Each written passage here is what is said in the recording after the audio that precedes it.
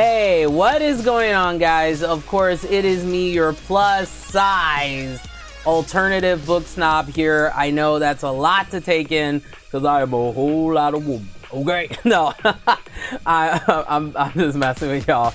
But it's me, Amira Blaze here, guys. Welcome back, another episode of Book Shade. So, guys, let me tell you, this episode is going to be the juiciest, most transparent episode that I think I have ever done on this messy ass show. Okay, so let's get into it, guys. We got two components for today's program.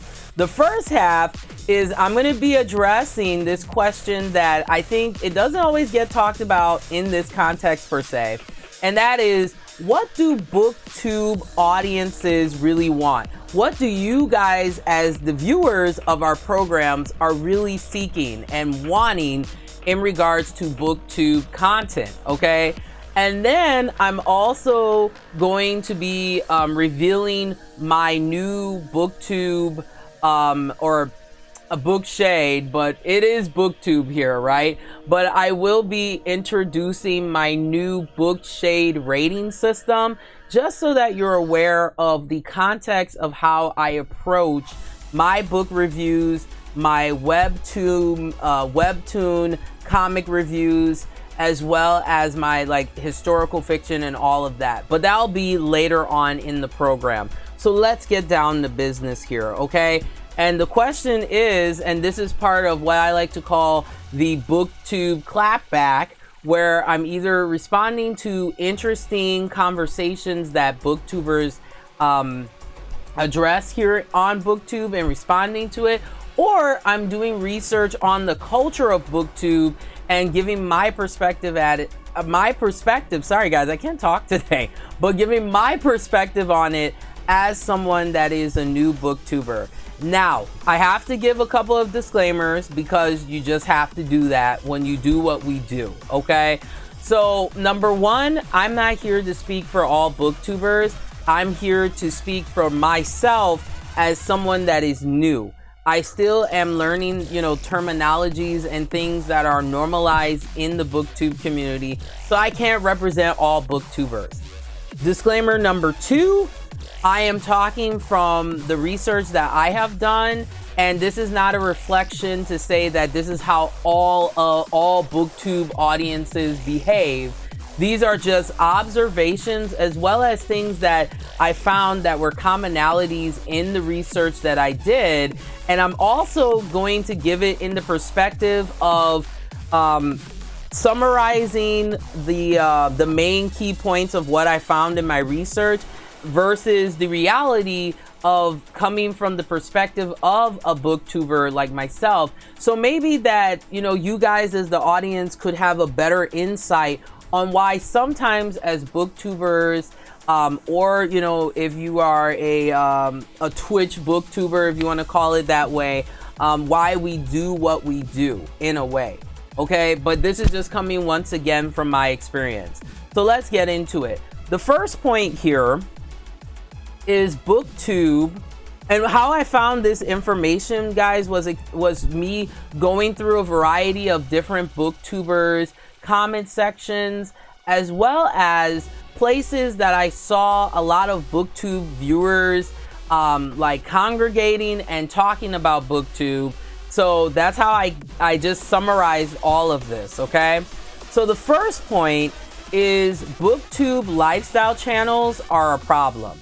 Now, this is something that's new that is being discussed in the BookTube community, and that is some of our audiences are conflicted with people who are normally lifestyle, like YouTubers or Twitch streamers, incorporating BookTube into their regimen, or people who started off doing strictly BookTube stuff and then transitioning into this kind of hybrid lifestyle booktuber.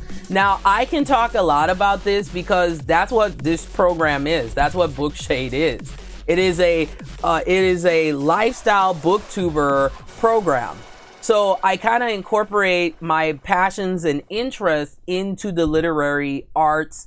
Like yesterday, I did a a books and makeup live episode where I did a makeup look based on the new Stephanie Meyer book that's being added to the Twilight saga and things like that. So I feel that the lifestyle component, guys, it's difficult because there's different mindsets that I've seen on BookTube and from the research that I've done in regards to BookTube audiences, okay? The first mindset is the traditional core BookTube like viewers, okay? So these are people who like the TBR wrap-ups, they like the reviewing books or summarizing books, they like book discussions with other booktubers, and these are kind of like the foundations of like traditional BookTube videos that people are accustomed to. So you have an audience that is reflected on that. Then you have this, what I like to call the hybrid BookTube audience. These are people that either they learned about BookTube maybe from their friend, they just happened to discover it on accident, or they just discovered it, you know, because they like reading, or it could be people who are doing lifestyle type of stuff like makeup and other things outside of literature, and then those audiences started to come to BookTube. And I think what's happening is sometimes it causes a conflict because you have people who are like, I want BookTube to just focus on reading and that's it. I don't care about you putting on makeup. I don't care about you, you know, what you do with your life. I just want for you to read books and that's all that matters. But here's the thing, guys, being a booktuber, being a lifestyle booktuber, BookTube is a part of my life. Like, I make BookTube a part of my life. It's incorporated into what I do. When I get up in the morning, I brush my teeth, do my hair, make my makeup look luxurious, darling, feeling my fantasy. I grab my Kindle and I look at my TBR and I start reading the next book, or I get an audio book and start, you know, listening to that while I'm doing things. So life, like the BookTube lifestyle, it is part of your regular life.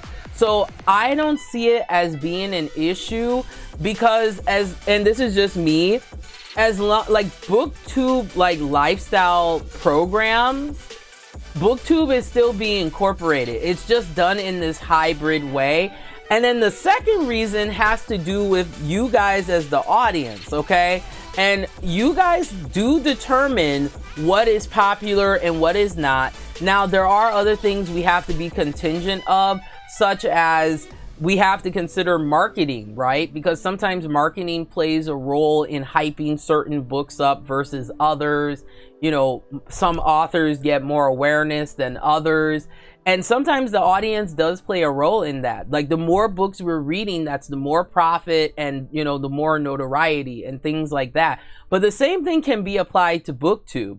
If the BookTube viewers are watching certain videos, logically as a BookTuber, I am going to make more of those videos, you know?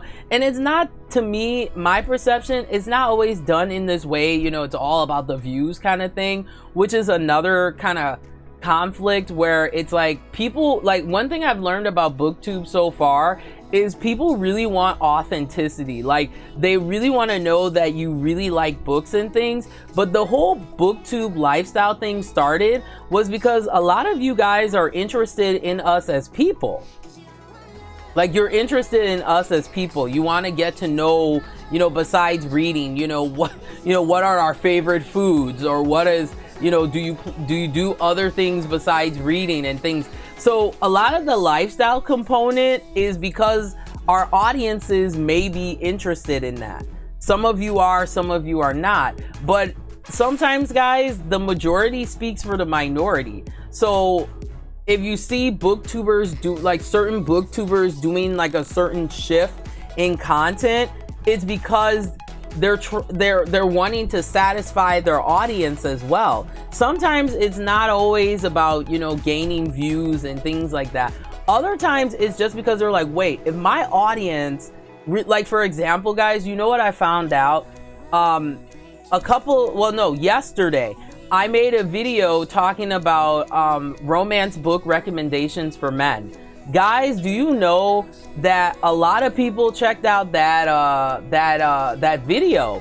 So that gave me an indication that this is something that people are really interested in. So guess what?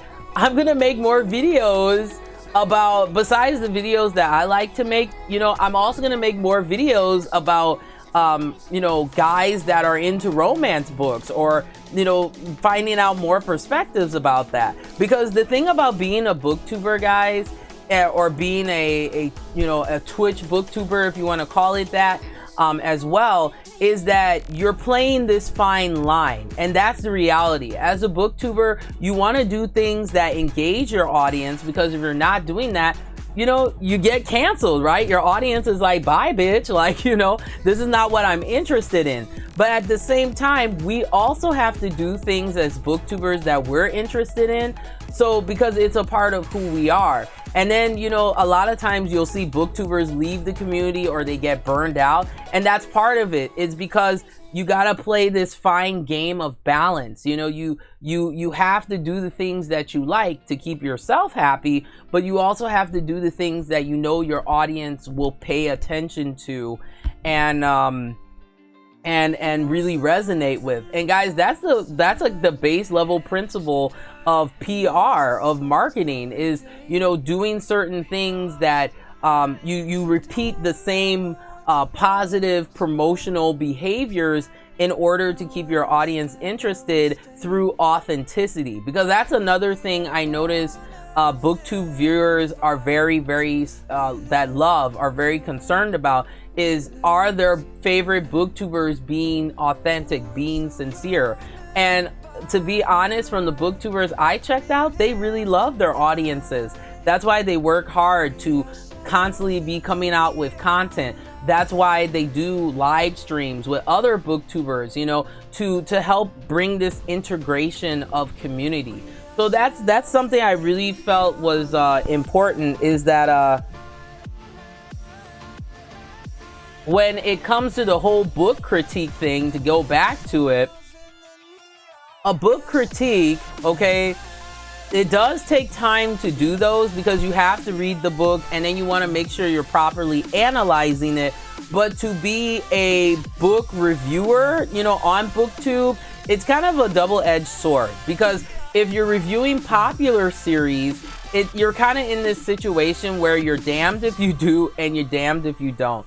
Because, you know, no matter what way you approach it, somebody gonna be offended, you know, and that just comes with the nature of being a critic or critiquing things, especially with literature. Because literature, and this is one thing I've learned about BookTube, people take their literary preferences and the book series that they enjoy very seriously. You know, it's like a part of who they are. It's like a part of their heart, you know. So when a negative review comes out, that's when people take it so seriously, and they like these booktubers be getting roasted, okay? You know, because this is something that really means something to them, and it kind of hurts them in a way for some, you know, some BookTube people, audiences, you know. So that's one thing that I've observed as well, is that sometimes, guys, and this is something I'm going to say right off the bat, I am very keep it real when it comes to my book reviews. I don't care if it's a popular series or not a popular series. I'm going to address how I feel about it. And if you have a difference of opinion, that's absolutely fine. That's what opinions are for. That's what perspective is for. Is you are allowing this range of different voices to have different takes on things. And that's what makes the dialogue interesting. But I don't think that booktubers should get canceled because they have a difference of opinion. It's all about the context of what is being presented at the end of the day. That's just how I feel about it, you know, overall. Like for me, if I do a negative review, it's not to be shady. It's not me canceling the author or making you feel that, oh, this series sucks. It just means that it's not my cup of tea. And if I take the time to read the book and really analyze it and give the best proper critique that I can, I'm gonna be content with doing that review. Or even if I do a positive review, the reality is, guys, you can get criticized for that as well, because sometimes people want for you to think negatively about a book that you may see positively about. So that's the other part of that conversation. So to do reviews can be very difficult for booktubers because it is a double-edged sword, you know? But at the end of the day, the way that I approach it is that I have to give my opinion on how the book really made me feel. You know, regardless if it's a popular series or not, that's irrelevant.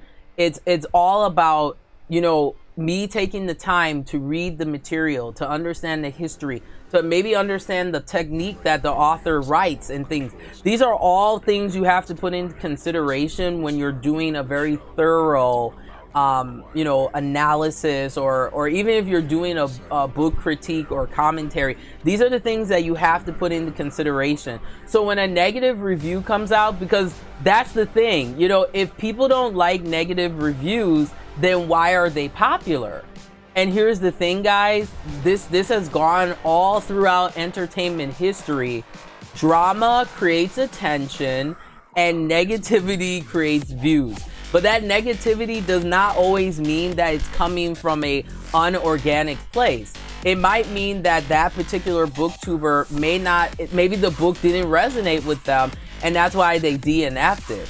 It doesn't always mean that it's meant to, you know, take it personal and it's, you know, it's going at the jugular. That's not always the case, you know? Could it happen? That could happen. But like from my experience, guys, with BookTube so far, I've noticed with the booktubers that I check out, I can sincerely see that they do take the time to read these books. They do take the time to take notes or whatever they have to do to give the best proper review that they can.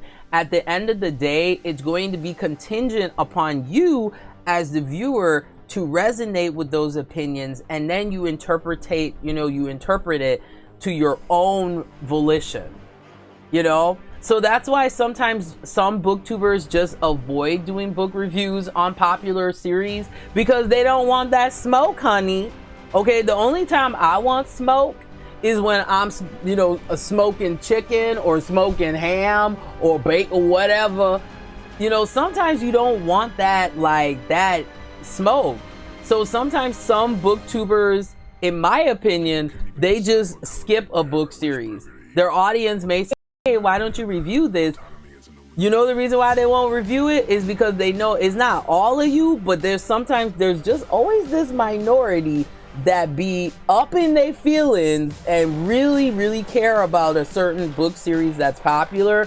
So just to have a peace of mind, they just avoid it. Now, there's some booktubers that they just don't care. You know, they can take that smoke. They can handle it. They don't care. You know, that's how they feel. But a lot of times there are series like, for example, for me, I know when I review Twilight, or when I review, you know, like for me, I'm not a Harry Potter fan, but let's say I did do that, right? I know that when I review that series, I'm gonna get so much smoke that I have to put on the full set of rollers. Good God. You know, so sometimes as a booktuber, it's, you know, you should have the freedom to express your opinion, but you know how that old saying goes. Sometimes you have to learn what battles to pick and what battles to avoid, just so that you can have a peace of mind and do your show, you know? So that's what I've kind of observed with some booktubers, where they're like, oh, hey, thanks for mentioning that book series, but honey, I do not want that smoke. Okay, you have a nice day, thank you, you know? So sometimes it's good to avoid like series that people really be up in their feelings about, because people, like, there's some people, they really take that shit seriously, and you don't want that smoke. You just don't want that smoke. So that's why some booktubers, they avoid the issue. But no, that was a good point. I mean, I can understand, you know, what the audience will say is that, you know, sometimes, you know, the book, it's not even a book review or a book critique.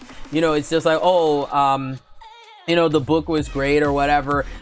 I noticed with this particular audience, BookTube watchers, they really want for us to go in deep, but then it's a double-edged sword, because sometimes when you pick a book that offends people, then you gotta deal with that smoke too, and then you gotta get canceled, and it's a hot damn mess. So there's a reason why, guys, sometimes you may see some booktubers, and this is just my opinion, they just avoid the series, is because they don't want to deal with that smoke. They don't want to be dragged by their wig. You know what I mean? Metaphorically. So I thought that was an interesting point. Now, the next point here is focusing on making good content.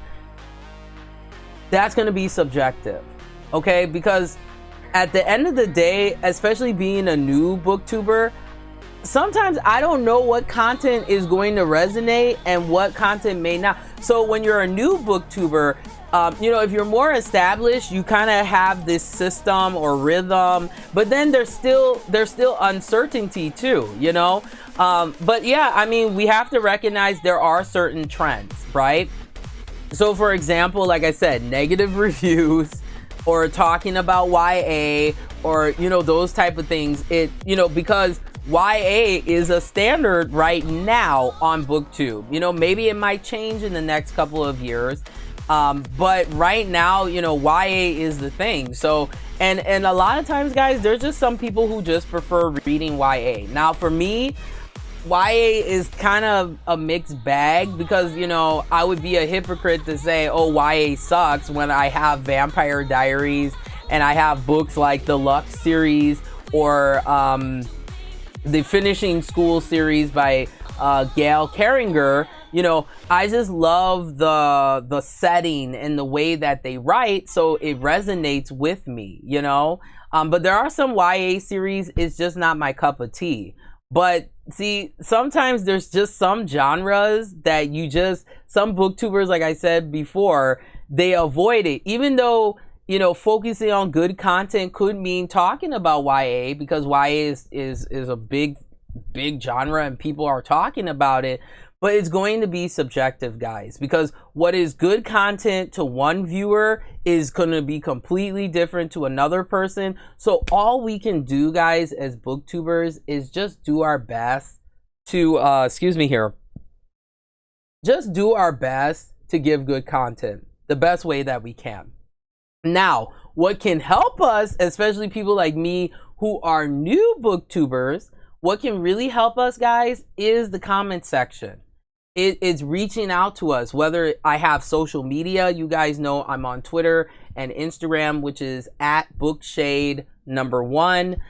And when you reach out to me and tell me what you want, guess what I'm going to do, bitch? Okay, I'm going to reciprocate that and give you those videos that slay, honey. Okay, I'm still incorporating my own style to it, but this is why I wanted to do this, is to have this conversation and hearing from you guys what you like and what you don't like, and then making a conscious decision at the end of the day that works best for the type of show that I do. But yeah, when you respond in that comment section, that is helping us.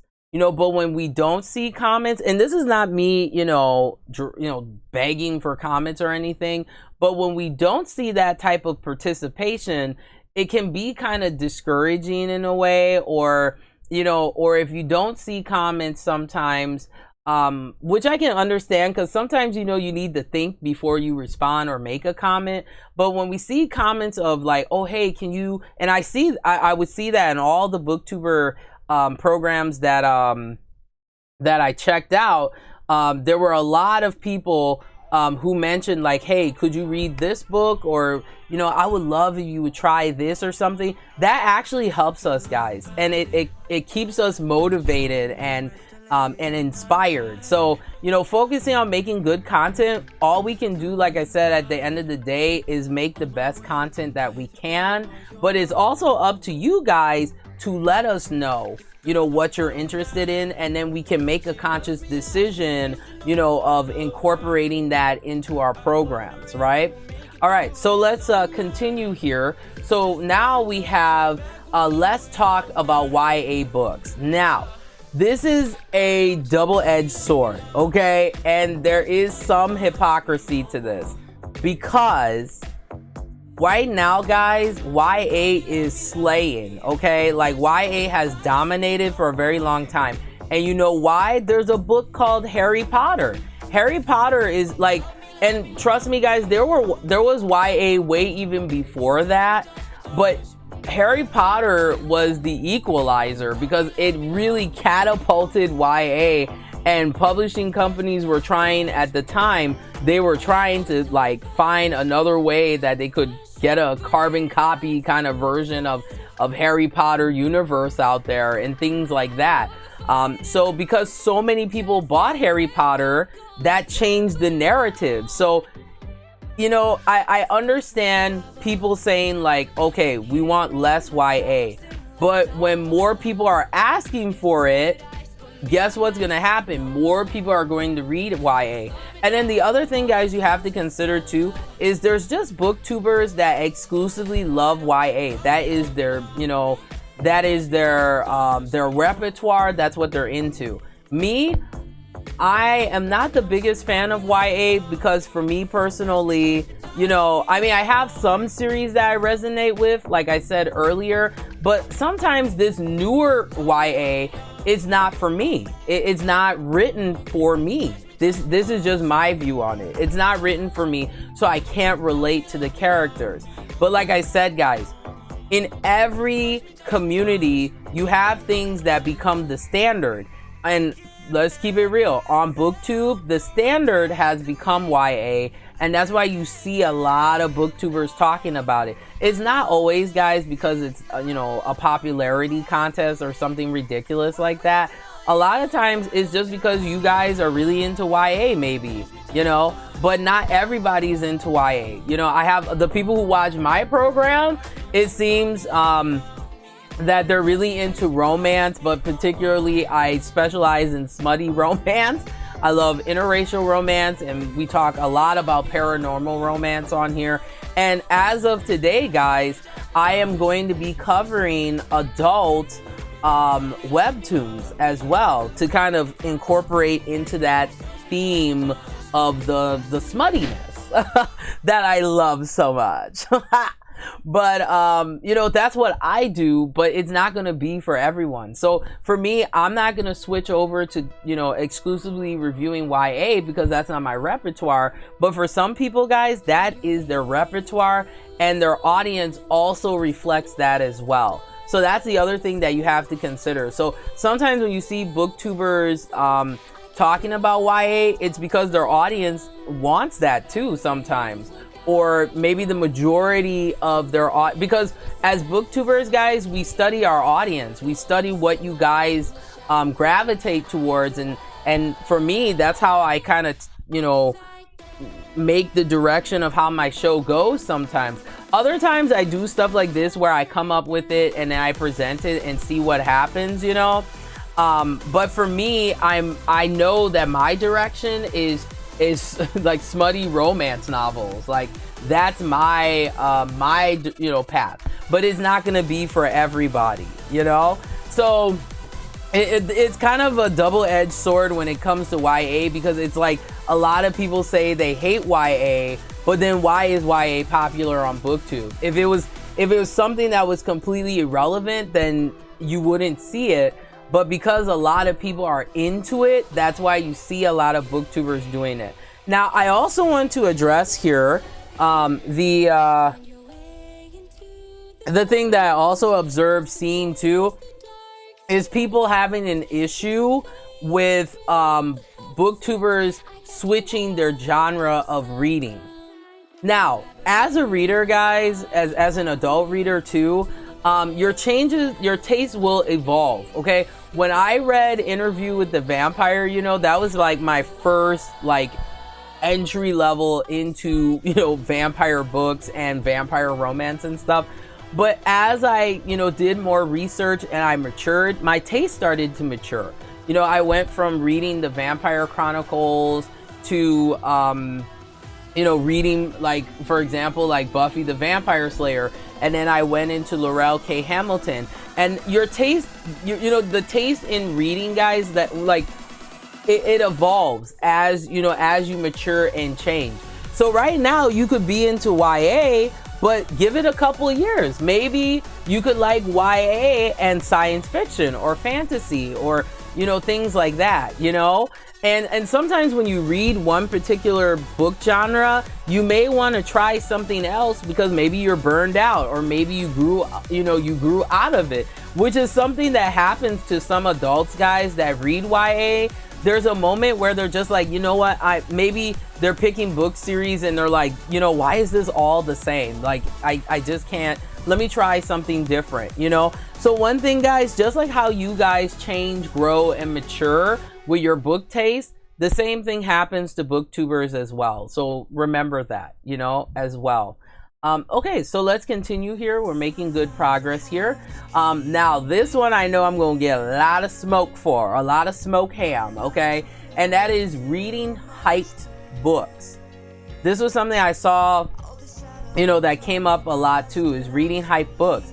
But here's the thing. Sometimes, guys, you don't know if a book is going to get hyped. Like, you could be reading a book that you really like and have no idea that so many people are into it. So, like, for example, guys, I just bought Outlander, okay, and I posted a photo of it on my Bookstagram, which you can check out at Bookshade #1.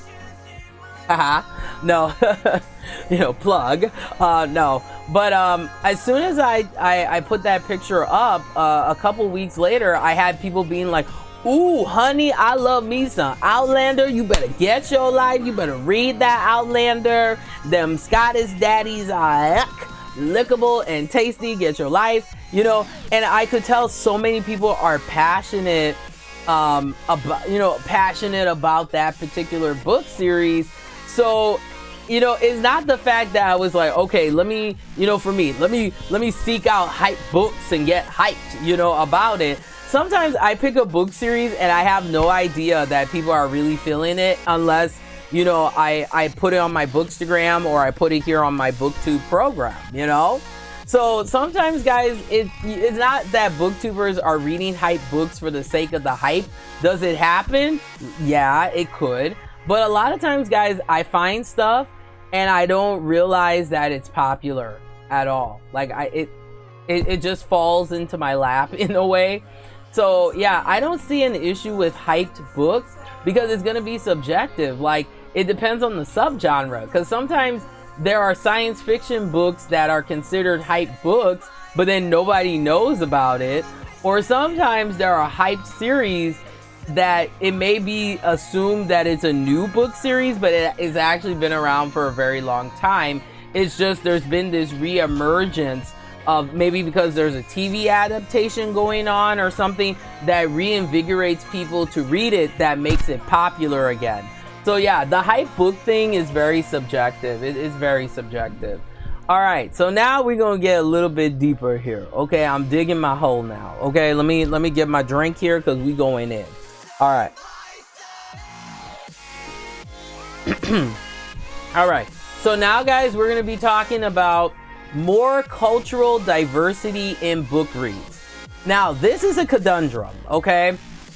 Because on one hand, are there diverse authors out there? Yes. Okay, so for example, there are a lot of African American authors that write romance, they write science fiction, they write general, fiction or non-fiction. So yeah, there's tons of African American authors out there. The problem comes with the exposure. It comes with the popularity of things, right? So unless an app, like, for example, I know people talk about BookCon or book conventions. Unfortunately, guys, a lot of it is based on popularity. It's not right. It bothers me too. But unless you write in a popular book series or you've done the networking where you get noticed, that seems to be the only way to do that. But here's the thing, guys, and I think a lot of times this doesn't always get talked about in this conversation about more cultural diversity in book reads. My thing is this, okay? There's an album by Solange, okay? It's called A Seat at the Table, okay? And that's what you have to do. Sometimes when your voice is not being heard or your representation is not being shown, you make your seat at the table. So for example, if you are so concerned and bothered by the lack of African American authors at BookCon, you start your own con. Guys, you know what I found out? They have a BookCon for interracial authors. And you know why? Because within the romance genre, there was a time that people would not give interracial book authors the time of day. There was actually a time where the whole romance genre was seen as a mockery. And unfortunately, sometimes it still is seen as a stereotypical mockery to not be taken seriously, you know? And for me, I have that same kind of situation because the first hurdle that I have to deal with is I am a African American woman that reads like smutty, like or dark romance and things like that, and that's something that people are still not used to. There are certain things sometimes within an art or creative community that are standards, and once those things become standards, it's kind of maybe hard for people to sometimes see things as being different. So if you feel there is a lack of Asian authors being represented and things like that, you have to create that representation and you put yourself at the table, you know? And I won't sit here and bullshit. Is it hard to get noticed? Yeah. There's a lot of competition out here. And sometimes it's also depending on the subject matter, okay? Because we still live in this society where there's certain things that we can write about, and then there are certain things when we write about it, it's seen as being obscene, and it's seen as something, that is trashy. The romance genre deals with this all the time. Now as a woman of color, I do have a special challenge that I have to deal with where sometimes I get people saying, well, hey, Amira, as a woman of color, why are you reading this smutty stuff? Like, aren't you reinforcing the stereotypes about, how black women are kind of seen as a fetish and things like that? That's not it. It depends, guys, on the context of how the material is being presented and how the person who, to me as the booktuber, is presenting that material. Not all adult romance is meant to be trashy, is meant to be tasteless. There is a lot of authors of all different ethnicities writing romance that has really complex storylines. Actually, the authors did real research. So when you're reading it, it's a very authentic, interpersonal, type of experience. So when it comes to cultural diversity, guys, it has to be integrated into BookTube, which happens. But the problem sometimes lies, and I'll give an example, readathons, right? So right now there is there's so many different readathons going on, but the main one is the Asian readathon, right? And this is about reading about Asian voices that sometimes you may not read about, or, just bringing awareness to that.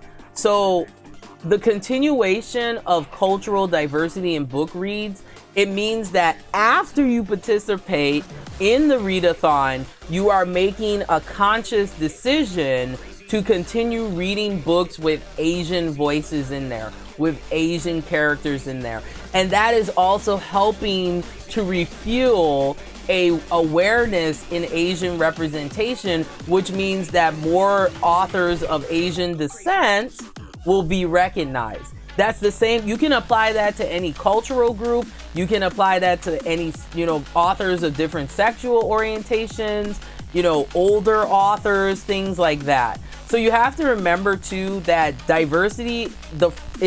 cultural diversity is only one layer. For me, I'm an African American woman. I am an older woman, so I'm gonna have a different take, versus someone that is a younger lady, And you know, that's diversity is perspective, guys, but there's also a lot of layers to it. And that when you have these conversations about diversity and reading, it has to be integrated. So it's good when you have these readathons, like let's say you do a Asian readathon live episode with you know, a whole bunch of different Asian booktubers. That's a good thing.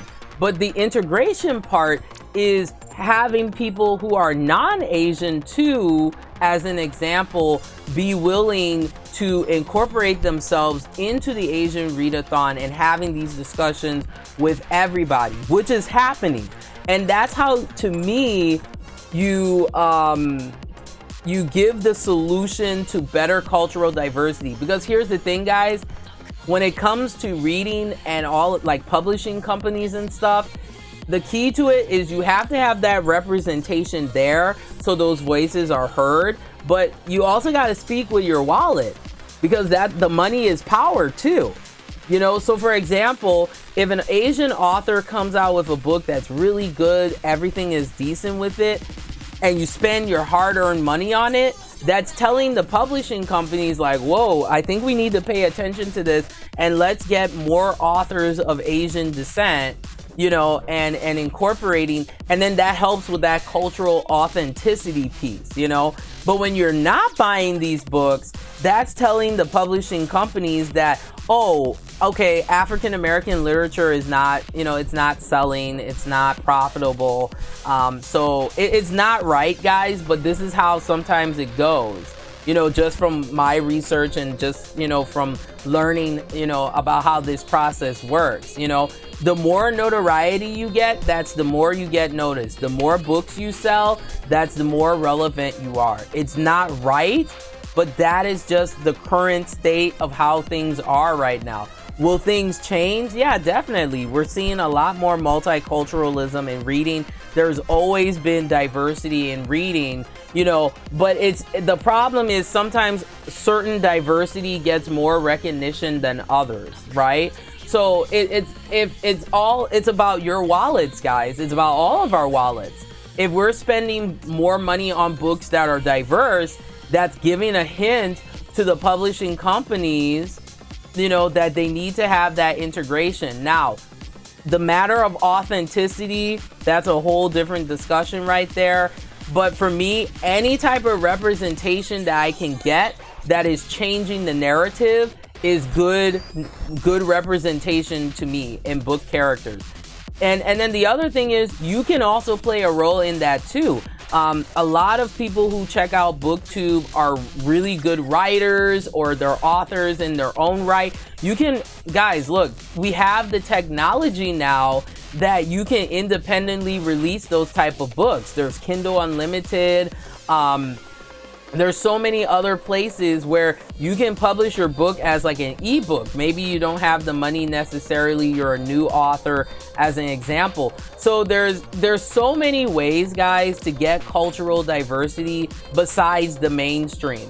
I know it's nice to get recognized by the mainstream, you know, you get a little bit more money, but guys, we're seeing now that that's not necessarily true. And sometimes these major publishing companies, they pay attention to you more when you have an established fan base and they see how well you're doing in the independents, and then they can take you on, you know. And other times, guys, sometimes it's good to just be independent and do your damn thing, because then you can write the type of books that you want without having certain criterias or restrictions.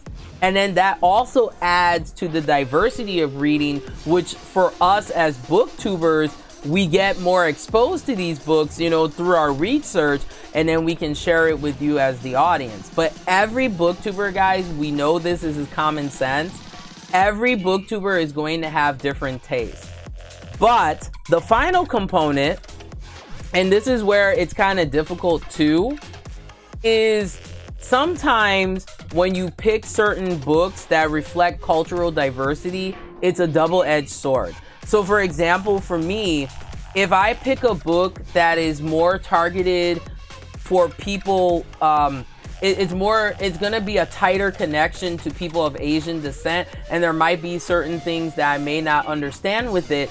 there is the issue of, if I take this book, am I going to get roasted as being, you know, racist or being culturally offensive by reviewing this book because I'm not Asian?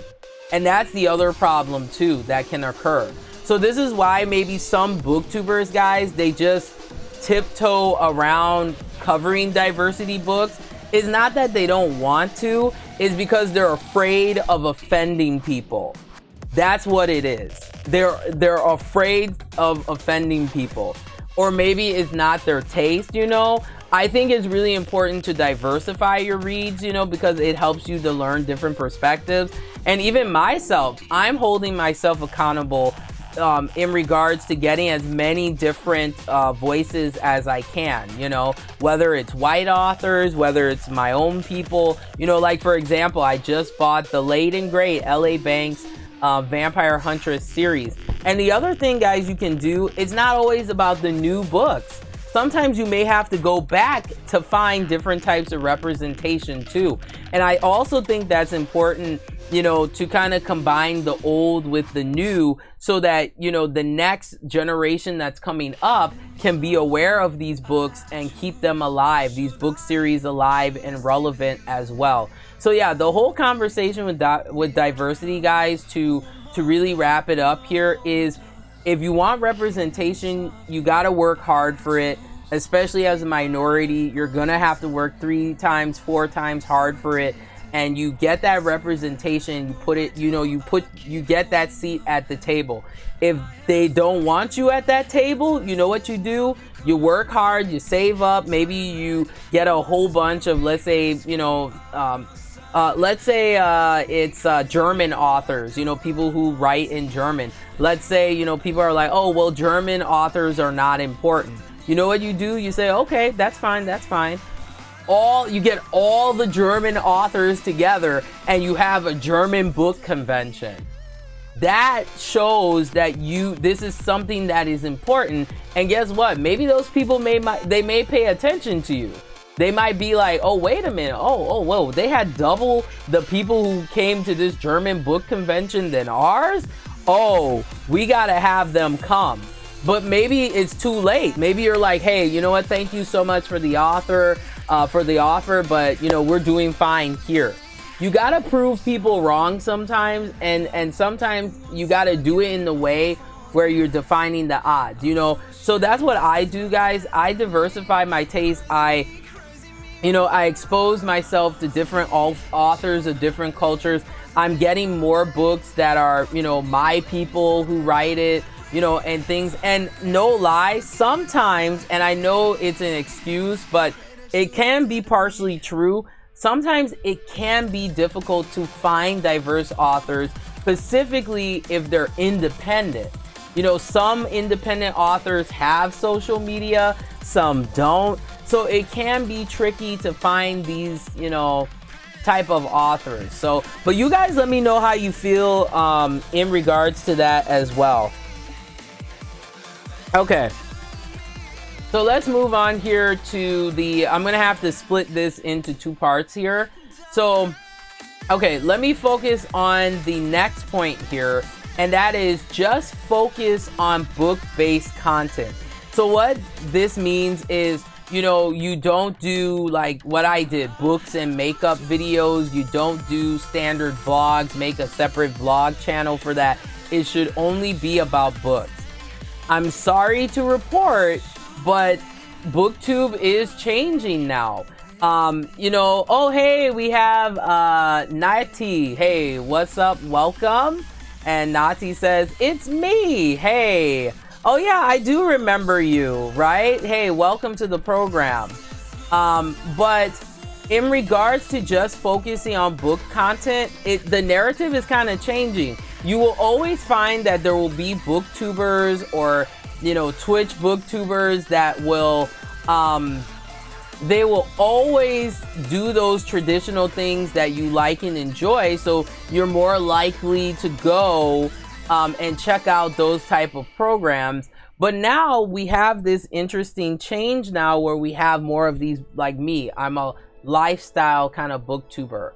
You know, I'm still very sincere to being a booktuber and reading and things, but I like showing different things of, different parts of my personality, my different hobbies and interests that I incorporate into my BookTube experience. And once again, it's because of you guys as the audience wanting to know more about us. That's how vlogs started. A lot of vlogs, and Nati is asking me why I'm doing my show at this hour.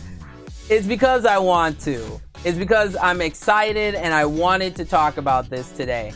That's why I'm doing it, okay? All right, so let's continue here. But for me, I like sharing these different components of what makes me who I am. And it's because you guys, the whole vlog thing started was because people like to learn about how other people live, or what people like to eat and working out. And I mean, that's why lifestyle is so popular as a genre, is because of that very reason. It's because people are so engaged, in learning about what other people are interested in and stuff like that, so that's the first half of this, guys.